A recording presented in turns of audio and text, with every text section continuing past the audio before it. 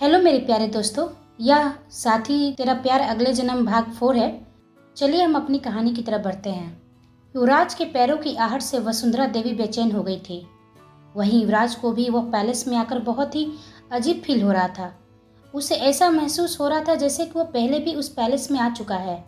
उस पैलेस में उसे अपनेपन की फीलिंग आ रही थी। वसुंधरा जी के माथे पर पसीने आ गए थे। अपने दरवाजे की तरफ देखा तो युवराज अंदर दाखिल हो रहा था। उसे देख उनके कदम झटके से पीछे हो गए। आंखें हैरानी से चौड़ी हो गई। युवराज अब उनके सामने था। अब भी वह युवराज को ही देखे जा रही थी, जैसे कोई भूत देख लिया हो। युवराज हाथ जोड़कर उनका अभिनंदन करता है। प्रणाम महारानी साहिबा। वसुंधरा जी जैसे तैसे खुद को संभालते हुए सामान्य होने की कोशिश की और उसके अभिनंदन को स्वीकार किया और उन्हें बैठने को इशारा किया। युवराज बोला, थैंक यू आपको हमारे लिए अपना कीमती वक्त देने के लिए। वो अभी भी उसके चेहरे को गौर से देख रही थी।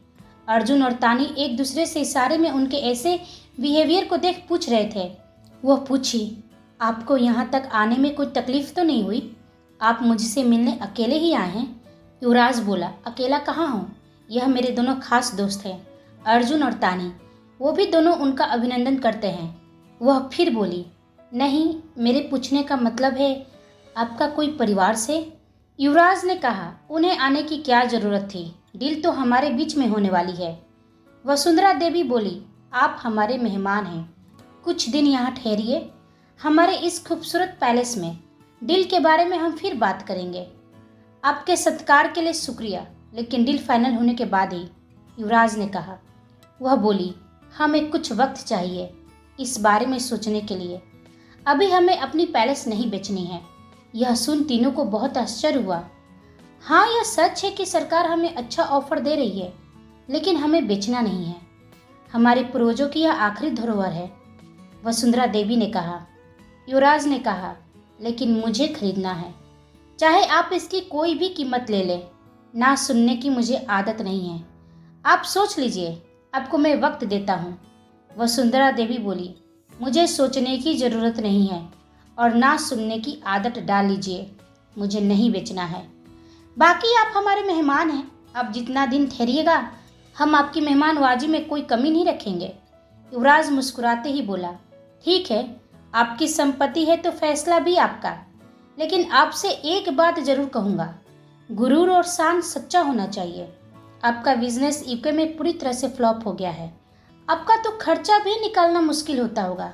आपका लोन भी काफ़ी बड़ा है, जिसे समय पर नहीं चुकाया तो जेल भी हो सकती है। बैंक ने आपको 6 महीने का वक्त दिया है। आप चाहे तो मैं आपका सारा लोन चुका सकता हूँ। खैर, फिर यह झूठी शान, काफ़ी एम्बैरेस होता होगा। फिर यह गांव वाले जिनकी नज़र में आपका मान सम्मान इज्जत आपकी सब मिट्टी में मिल जाएगी। वसुंधरा जी को अब तक विश्वास नहीं हो रहा था कि युवराज को उसके बारे में इतना कुछ कैसे मालूम है। वह फिर बोला, ज़्यादा दिमाग पर जोर मत दीजिए। यहाँ आने से पहले मुझे आपके बारे में थोड़ी जानकारी मिल गई थी। ऐसे तो राजघराने की दीवारों में बहुत सारे राज छुपे हुए रहते हैं। यदि मैंने खोदना शुरू कर दिया तो ना जाने कौन सा राज सामने आ जाए। चलता हूँ, दूसरी मीटिंग का इंतजार रहेगा। यह कह युवराज आंधी की तरह आया और तूफान की तरह पैलेस की दीवारों की नींव को हिलाकर चला गया। उसके जाते ही वसुंधरा देवी वहीं सोफे पे सिर पकड़ बैठ गई, जैसे कोई उनका बुनियाद हिला दिया हो। वहीं दूसरी तरफ नंदिनी अपने कमरे में बोर हो रही थी। ना जाने बाबा इतना टाइम क्यों लगा रहे हैं, पता नहीं कब तक आएंगे। वह सोचते सोचते आश्रम से बाहर निकल आई। गांव में दूर बच्चे आपस में खेल रहे थे। उन्हें खेलते हुए देख उसे बहुत अच्छा लग रहा था। उसके कदम अनचाहे उस तरफ बढ़ने लगे। उसे देख गांव के लोग बहुत हैरान हो रहे थे। सभी उसे घूर घूर के देख रहे थे। उससे भी बहुत असहज महसूस हो रहा था, लेकिन वह उन बच्चों के पास चली गई। बच्चे भी उसे देखकर अचंभित हो गए थे। एक बच्चे ने पूछा, दीदी आप कौन हो? नंदिनी ने अपना परिचय दिया तो गांव के लोग उसके चारों तरफ से घेर लिए। सभी उससे तरह तरह के सवाल करने लगे। सभी से उसकी अच्छी जान पहचान हो गई। वहीं दूसरी तरफ नंदिनी के बाबा और उनकी मंडली मंदिर का निरीक्षण करने में लगे थे। पूजा की तैयारी कैसी होनी चाहिए उसका विवरण ले रहे थे। शाम होने को आ गई। नंदिनी ने उनसे कहा, मुझे आश्रम लौटना चाहिए। आप लोगों से मिलकर बहुत अच्छा लगा। एक औरत ने कहा, बिटिया किसी चीज़ की ज़रूरत हो तो हमसे बेफिक्र होकर कहना। तुम हमारे लिए मेहमान हो। युवराज इधर होटल में अर्जुन से कहता है, वसुंधरा देवी का और भी डिटेल्स निकालो, तेरी खीर है, आसानी से नहीं मानेगी। तानी पूछी, जब उन्हें पैलेस बेचना ही नहीं था तो फिर फेक न्यूज क्यों फैलाया, और यहाँ इतने सालों बाद आने का क्या मकसद हो सकता है? अर्जुन कहा, इन सब की लाइफ में बहुत सारे सीक्रेट्स होते हैं।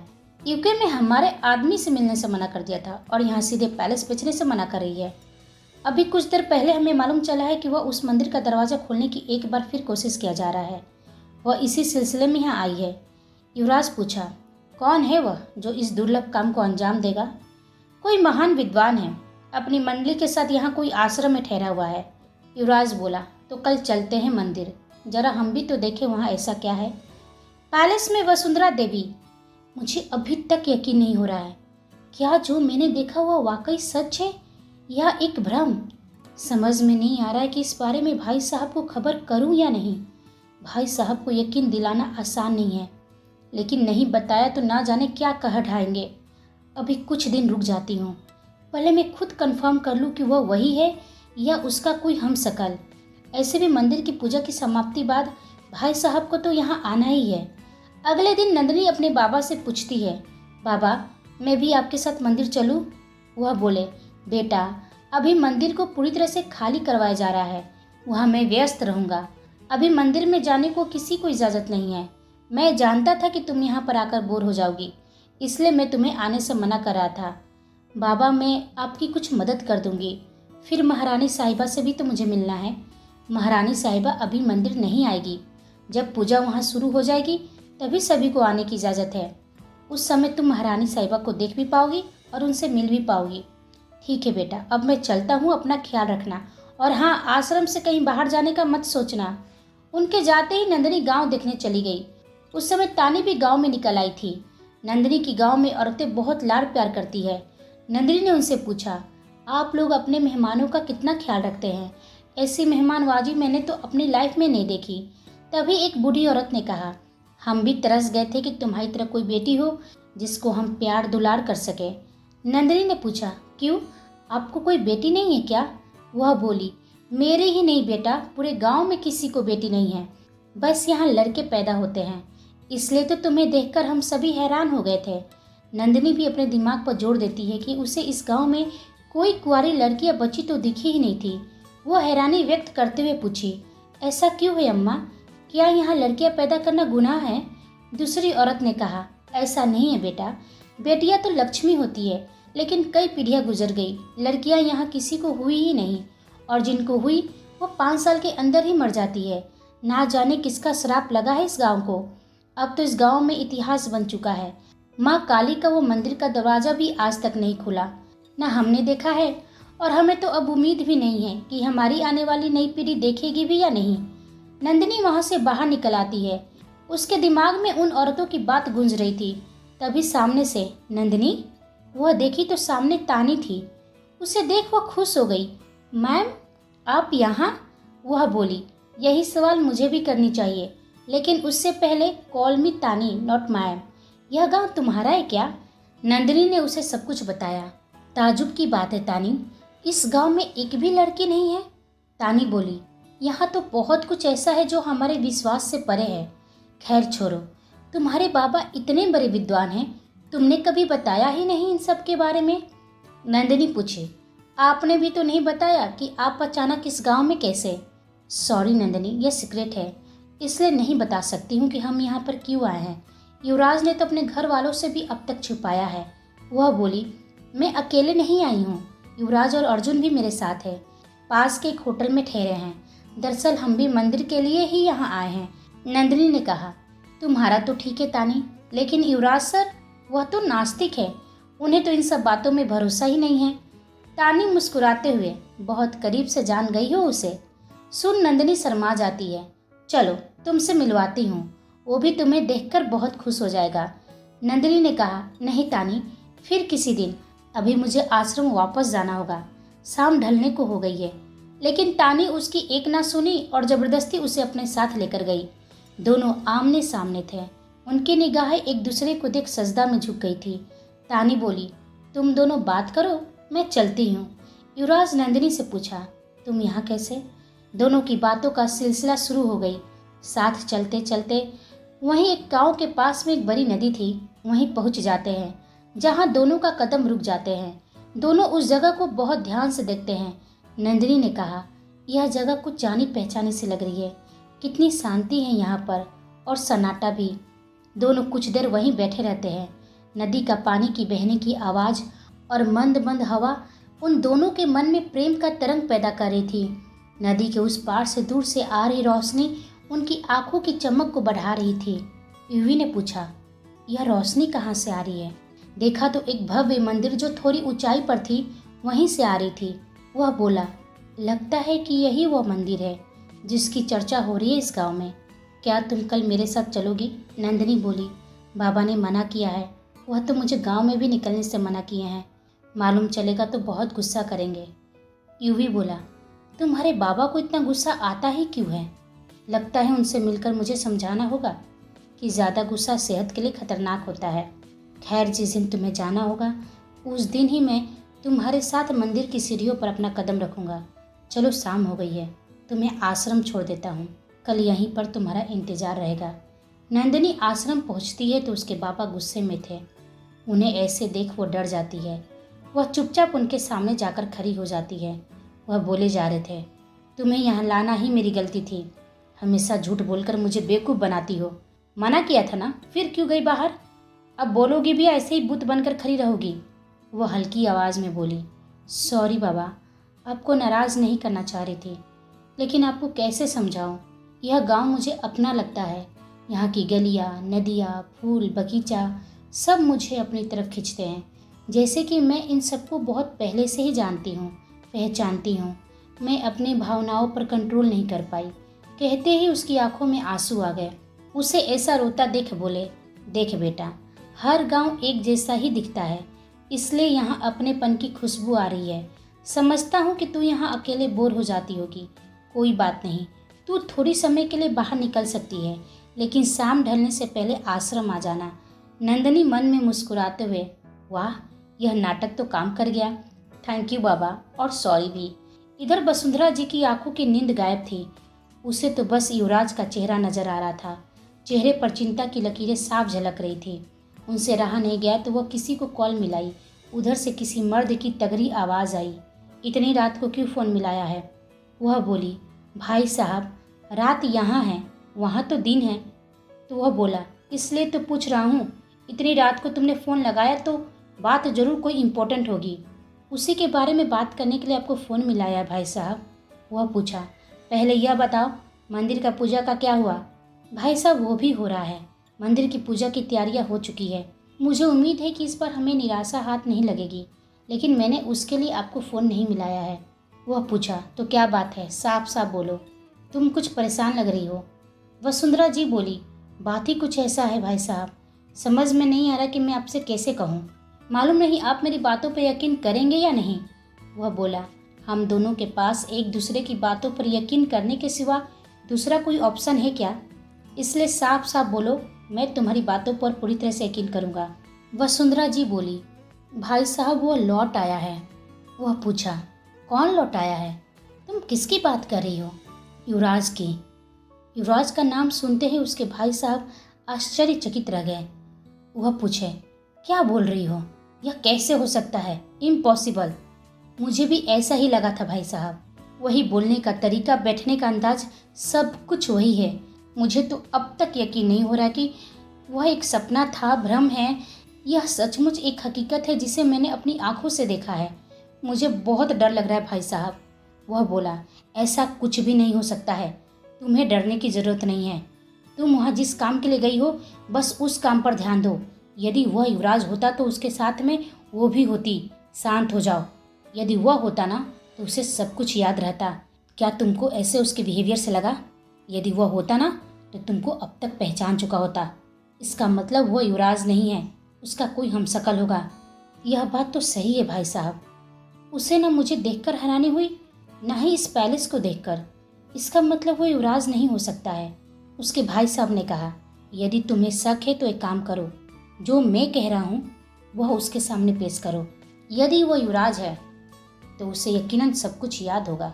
तो वह हमारे प्रस्ताव को मना कर देगा, और यदि वो सिर्फ हम शकल है उसका तो वो हमारा डील एक्सेप्ट कर लेगा।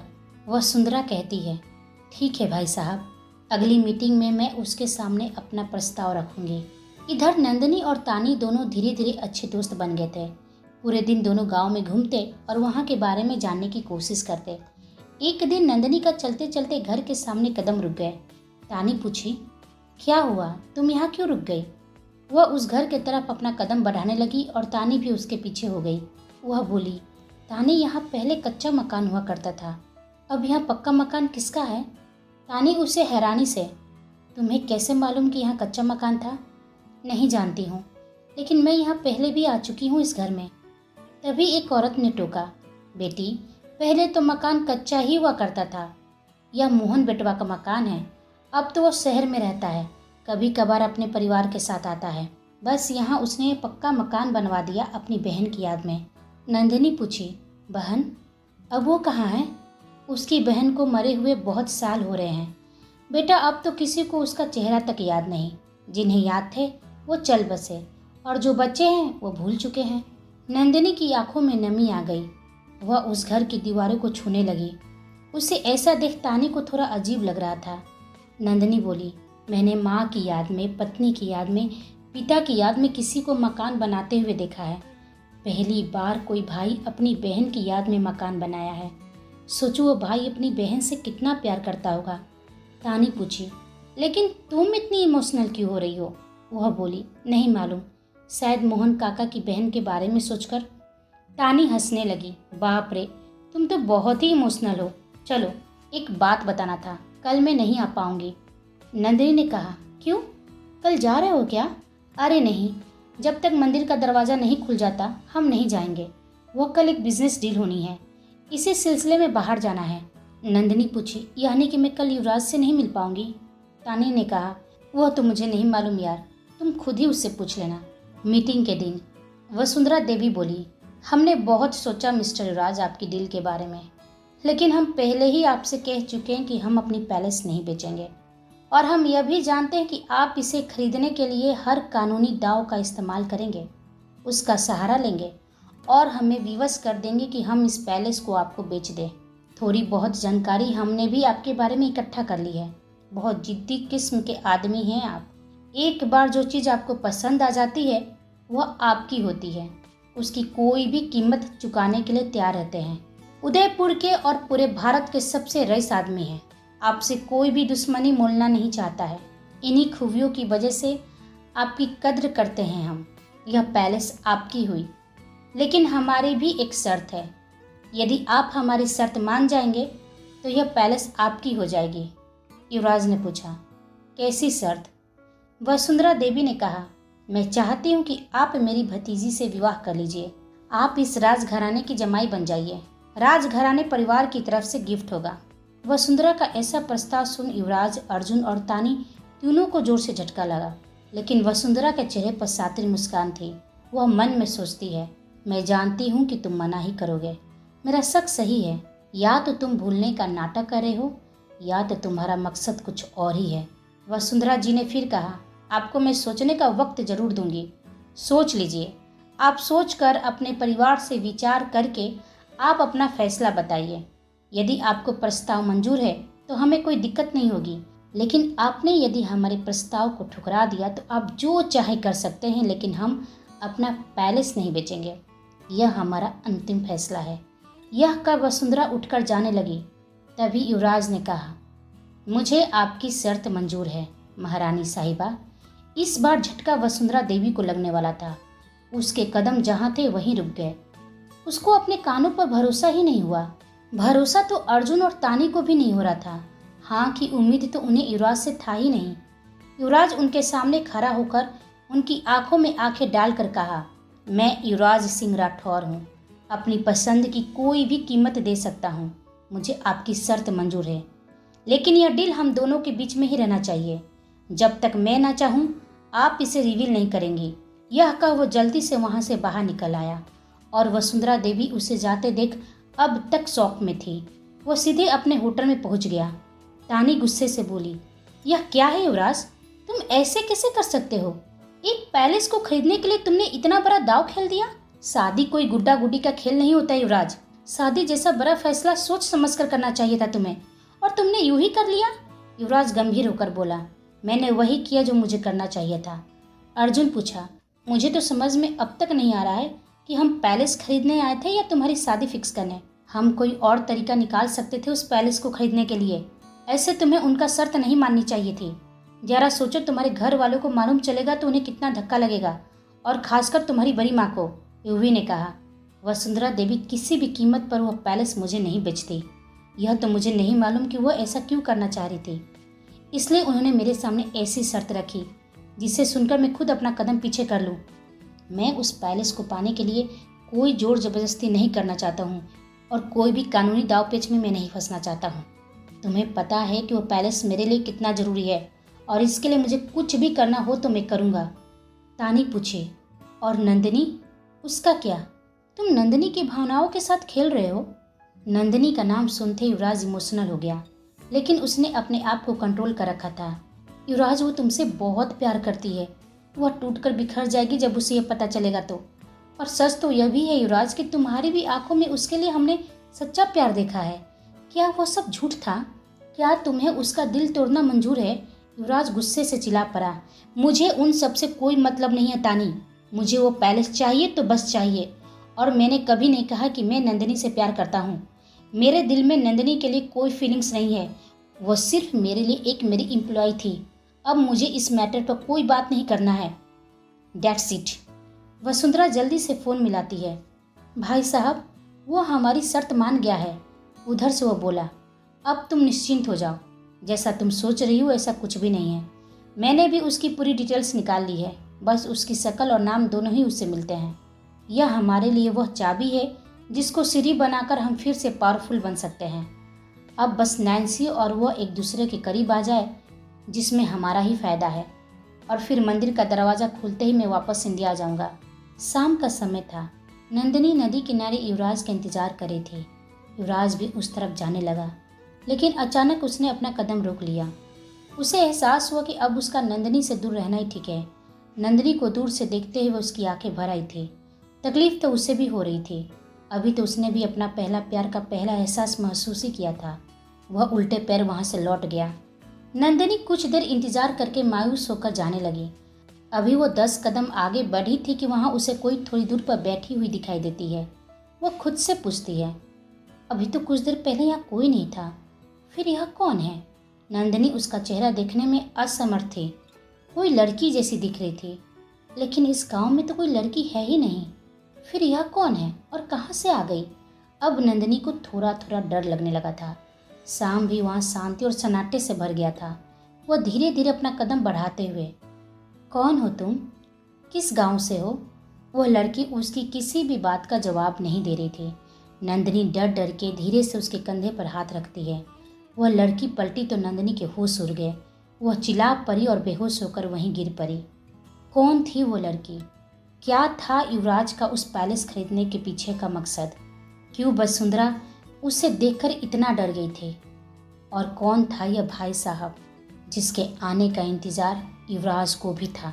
क्या नंदिनी और युवराज के रास्ते हमेशा के लिए अलग हो जाएंगे, या फिर कोई नई कहानी उनका इंतजार कर रही थी? हम यह सब जानेंगे अगले भाग में। तब तक आप हमारे चैनल के साथ बने रहिए। लाइक, शेयर, कमेंट और सब्सक्राइब करना बिल्कुल ना भूलें। आप सभी को मेरी कहानी सुनने के लिए धन्यवाद।